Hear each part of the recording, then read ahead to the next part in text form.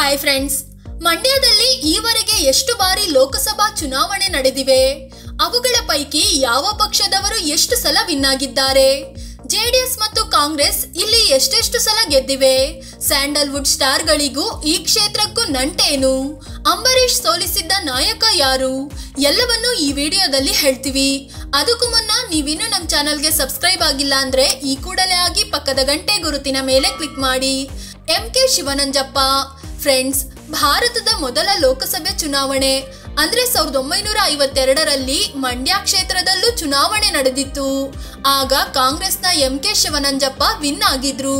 ನಂತರದಲ್ಲಿ ಅಂದ್ರೆ 1957, 1962, 1967ರಲ್ಲಿ ಇಲ್ಲೂ ಕಾಂಗ್ರೆಸ್ ವಿನ್ ಆಗಿತ್ತು. MK. ಶಿವನಂಜಪ್ಪನವರೇ ಸಂಸದರಾಗಿದ್ರು. SM. Krishna 1968ರಲ್ಲಿ MK. Shivananjappa ಅಕಾಲಿಕವಾಗಿ ವಿಧಿವಶರಾಗಿದ್ರಿಂದ ಉಪಚುನಾವಣೆ ನಡೆಯಿತು. ಅದರಲ್ಲಿ ಎಸ್.ಎಂ. ಕೃಷ್ಣ ಪ್ರಜಾ ಸೋಷಿಯಲಿಸ್ಟ್ ಪಕ್ಷದಿಂದ ಗೆಲುವು ಸಾಧಿಸಿದ್ರು. ಮೊದಲ ಬಾರಿಗೆ ಮಂಡ್ಯದಲ್ಲಿ ಕಾಂಗ್ರೆಸ್ಸೇತರ ಪಕ್ಷ ಅಧಿಕಾರಕ್ಕೆ ಬಂತು. ಆದ್ರೆ 1971ರ ಚುನಾವಣೆ ವೇಳೆಗೆ ಎಸ್.ಎಂ. ಕೃಷ್ಣ ಕಾಂಗ್ರೆಸ್ ಸೇರಿದ್ರು. ಆ ಚುನಾವಣೆಯಲ್ಲಿ ಮತ್ತೆ ಕಾಂಗ್ರೆಸ್ ಗೆಲ್ತು. ಎಸ್.ಎಂ. ಕೃಷ್ಣ ಎರಡನೇ ಅವಧಿಗೆ ಸಂಸದರಾದ್ರು. ಕೆ. ಚಿಕ್ಕಲಿಂಗಯ್ಯ 1972ರಲ್ಲಿ ಎಸ್.ಎಂ. ಕೃಷ್ಣ ಲೋಕಸಭೆ ಸ್ಥಾನಕ್ಕೆ ರಾಜೀನಾಮೆ ನೀಡಿ ಶಾಸಕರಾದ್ರು. ಹೀಗಾಗಿ ಮಂಡ್ಯ ಲೋಕಸಭೆ ಕ್ಷೇತ್ರದ ಉಪಚುನಾವಣೆ ನಡೆಯಿತು. ಅದರಲ್ಲಿ ಕಾಂಗ್ರೆಸ್ನ ಕೆ. ಚಿಕ್ಕಲಿಂಗಯ್ಯ ವಿನ್ ಆದ್ರು. ನಂತರ ಅಂದ್ರೆ 1977ರಲ್ಲೂ ಚಿಕ್ಕಲಿಂಗಯ್ಯ ಅವರೇ ವಿನ್ ಆದ್ರು.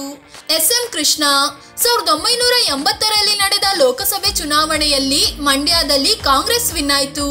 ಎಸ್.ಎಂ. ಕೃಷ್ಣ ಮತ್ತೆ ಸಂಸದರಾಗಿ ಲೋಕಸಭೆಗೆ ಹೋದ್ರು.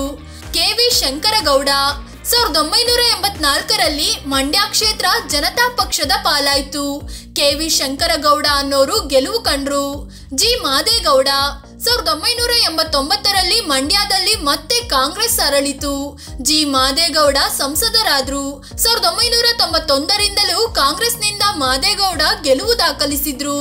ಕೃಷ್ಣ 1996ರ ವೇಳೆಗೆ ರಾಜ್ಯದಲ್ಲಿ ದೇವೇಗೌಡರ ನೇತೃತ್ವದ ಜನತಾದಳದ ಹಾವಳಿ ಇತ್ತು.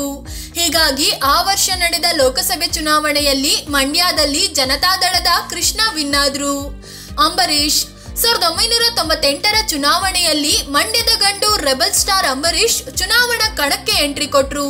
ಜನತಾದಳದಿಂದ ವಿನ್ ಕೂಡ ಆದ್ರು. 1999ರ ಚುನಾವಣೆ ವೇಳೆಗೆ ಕಾಂಗ್ರೆಸ್ ಸೇರಿದ ಅಂಬರೀಶ್ ಮತ್ತೊಂದು ಸಲ ವಿನ್ ಆದ್ರು. 2004ರಲ್ಲಿ ಮತ್ತೆ ಮಂಡ್ಯದಿಂದ ಸ್ಪರ್ಧಿಸಿ ಮೂರನೇ ಸಲ ಸಂಸದರಾದ್ರು. ಎನ್. ಚಲುವರಾಯಸ್ವಾಮಿ 2009ರಲ್ಲಿ ಅಂಬರೀಶ್ ಕಣಕ್ಕೆ ಇಳಿದರಾದ್ರೂ ವಿನ್ ಆಗ್ಲಿಲ್ಲ. ಜೆಡಿಎಸ್ನಿಂದ ಎನ್. ಚಲುವರಾಯಸ್ವಾಮಿ ಗೆಲುವು ದಾಖಲಿಸಿದ್ರು. ಜೆಡಿಎಸ್ ಮೊದಲ ಬಾರಿಗೆ ಮಂಡ್ಯದಲ್ಲಿ ಗೆಲುವು ದಾಖಲಿಸಿತು. ರಮ್ಯಾ 2013ರಲ್ಲಿ ಚಲುವರಾಯಸ್ವಾಮಿ ವಿಧಾನಸಭೆಗೆ ಆಯ್ಕೆ ಆಗಿದ್ರಿಂದ ಲೋಕಸಭೆ ಸ್ಥಾನಕ್ಕೆ ರಾಜೀನಾಮೆ ನೀಡಿದ್ರು. ಮಂಡ್ಯಕ್ಕೆ ಉಪಚುನಾವಣೆ ನಡೆಯಿತು. ಕಾಂಗ್ರೆಸ್ ನಾಯಕ ಅಂಬರೀಶ್ ಕೂಡ ವಿಧಾನಸಭೆಗೆ ಆಯ್ಕೆಯಾಗಿದ್ರಿಂದ ರಮ್ಯಾಗೆ ಮಂಡ್ಯ ಟಿಕೆಟ್ ನೀಡಲಾಯಿತು.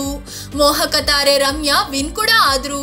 ಸಿ.ಎಸ್. ಪುಟ್ಟರಾಜು 2014ರ ಲೋಕಸಭೆ ಚುನಾವಣೆಯಲ್ಲಿ ಮತ್ತೆ ಜೆಡಿಎಸ್ ವಿನ್ ಆಯಿತು. ಸಿ.ಎಸ್. ಪುಟ್ಟರಾಜು ಸಂಸದರಾಗಿ ಆಯ್ಕೆ ಆದ್ರು. ಈ ಚುನಾವಣೆಯಲ್ಲಿ ರಮ್ಯಾ ಸೋಲು ಕಂಡ್ರು. ಶಿವರಾಮೇಗೌಡ 2018ರಲ್ಲಿ ಸಿ.ಎಸ್. ಪುಟ್ಟರಾಜು ವಿಧಾನಸಭೆಗೆ ಆಯ್ಕೆ ಆಗಿದ್ರಿಂದ ಸಂಸದ ಸ್ಥಾನಕ್ಕೆ ರಾಜೀನಾಮೆ ಕೊಟ್ರು. ಉಪಚುನಾವಣೆಯಲ್ಲಿ ಜೆಡಿಎಸ್ನಿಂದ ಕಣಕ್ಕೆ ಇಳಿದ ಎಲ್.ಆರ್. ಶಿವರಾಮೇಗೌಡ ವಿನ್ ಆದ್ರು.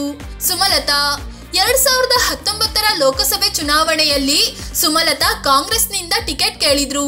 ಆದ್ರೆ ಟಿಕೆಟ್ ಸಿಗದ ಕಾರಣ ಪಕ್ಷೇತರ ಅಭ್ಯರ್ಥಿಯಾಗಿ ಸ್ಪರ್ಧಿಸಿ ವಿನ್ ಕೂಡ ಆದ್ರು. ಯಾವ ಪಕ್ಷ ಎಷ್ಟು ಸಲ ವಿನ್ ಆಗಿದೆ?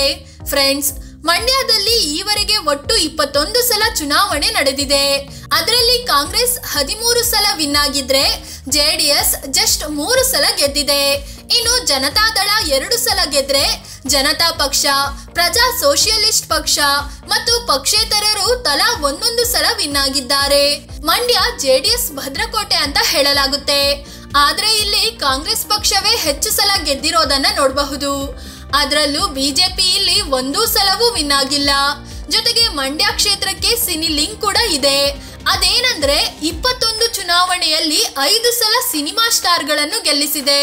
ಅಂದ್ರೆ 3 ಸಲ ಅಂಬರೀಶ್, ಸುಮಲತಾ ಮತ್ತು ರಮ್ಯಾ ತಲಾ ಒಂದೊಂದು ಸಲ ವಿನ್ ಆಗಿದ್ದಾರೆ. ಫ್ರೆಂಡ್ಸ್, ಇದು ಮಂಡ್ಯ ಲೋಕಸಭೆ ಕ್ಷೇತ್ರದ ಇತಿಹಾಸವನ್ನು ತಿಳಿಸಿಕೊಡುವ ಪ್ರಯತ್ನ. ಈ ಬಗ್ಗೆ ನಿಮಗೆ ಏನ್ ಅನ್ಸುತ್ತೆ? ಕಾಮೆಂಟ್ ಮಾಡಿ ಹೇಳಿ. ಅದೇ ರೀತಿ ನೀವಿನ್ನು ನಮ್ಮ ಚಾನೆಲ್ಗೆ ಸಬ್ಸ್ಕ್ರೈಬ್ ಆಗಿಲ್ಲ ಅಂದ್ರೆ ಈ ಕೂಡಲೇ ಆಗಿ ಪಕ್ಕದ ಗಂಟೆ ಗುರುತಿನ ಮೇಲೆ ಕ್ಲಿಕ್ ಮಾಡಿ. ಧನ್ಯವಾದ.